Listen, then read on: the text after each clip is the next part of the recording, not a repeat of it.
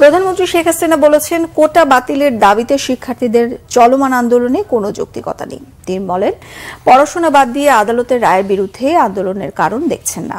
এই আন্দোলনে পড়াশোনার ক্ষতি হচ্ছে জানিয়ে শেখ হাসিনা আরো বলেন, সরকার কোটা বাতিল করলেও এতে লাভ হবে না, বরং অনেক মেয়ে চাকরি থেকে বঞ্চিত হয়েছে।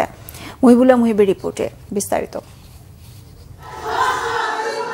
যুব মহিলা লীগের প্রতিষ্ঠা বার্ষিকী উপলক্ষে গণভবনে সংগঠনটির নেতাকর্মীদের সাথে শুভেচ্ছা বিনিময় করেন প্রধানমন্ত্রী শেখ হাসিনা।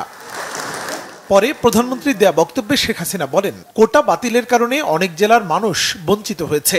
এখন একজন বঞ্চিতের মামলায় কোটার পক্ষে রায় দিয়েছে আদালত।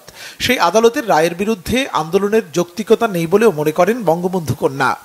কোটা আন্দোলন মুক্তিযোদ্ধাদের জন্য যে কোটা, সেটা বাতিল করতে হবে, নারীদের কোটা বাতিল করতে হবে, অমক সমক, সেটা কিন্তু একবার বাতিল করা হয়েছিল। কিন্তু ফলাফলটা কি? পাবলিক সার্ভিস কমিশনের পরীক্ষার হিসাব যদি দেখা যায়, তখন দেখা যাবে যে আগে যেখানে কোটা থাকতে মেয়েরা যে পরিমাণ সুযোগ পেত, সেই পরিমাণ সুযোগ কিন্তু এই কয়েক বছরে আর পায়নি। এটা হলো বাস্তবতা। এমনকি অনেক অনেক জেলা, প্রত্যন্ত অঞ্চল, সে অঞ্চলের মানুষগুলি কিন্তু বঞ্চিত থেকে গেছে, তারাও চাকরি পাচ্ছে না। এইরকম বঞ্চিত হওয়ার কারণেই কেউ মামলা করে, হাইকোর্ট একটা রায় দেয়। হাইকোর্টের রায় আমরা সবসময় সেটাই মেনে নেই। কিন্তু আমরা দেখলাম যে এখন কোটা বিরোধী আন্দোলন আবার গড়ে তোলার চেষ্টা, ছেলেমেয়েরা লেখাপড়া বাদ দিয়ে এখন কোটা বিরোধী আন্দোলন করে, সেখানে মেয়েরাও করে। এখানে আমার একটা প্রশ্ন আছে, যারা এর আগে কোটা বিরোধী আন্দোলন করেছিল, তারা পাবলিক সার্ভিস কমিশনে কতজন পরীক্ষা দিয়েছিল আর কতজন পাশ করেছে, সেই হিসাবটা একটু বের করা দরকার। আজকে আন্দোলনের নামে যেটা আবার করা হচ্ছে, পড়াশোনার সময় নষ্ট করা, এটারও কোনো যৌক্তিকতা আছে বলে আমি মনে করি না। এ সময় পেনশন আন্দোলন নিয়ে কথা বলেন প্রধানমন্ত্রী। পেনশন স্কিমে যুক্ত হওয়ার পরামর্শ দেন তিনি। সার্বজনীন পেনশন স্কিম আমরা দিয়েছি, এটা সকলের জন্য।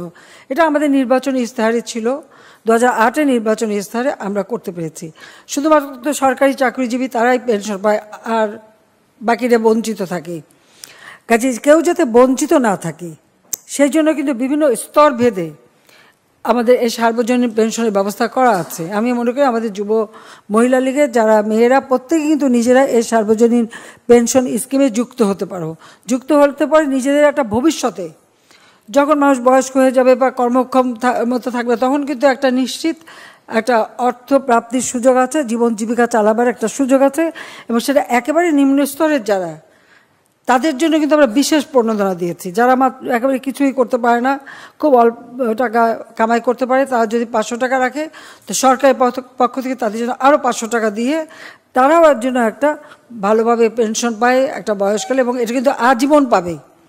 কাজে আমি মনে করি আমাদের রাজনীতির সাথে যারা জড়িত, তাদের সকলেরই এই সার্বজনীন পেনশন স্কিমে ঢোকা দরকার।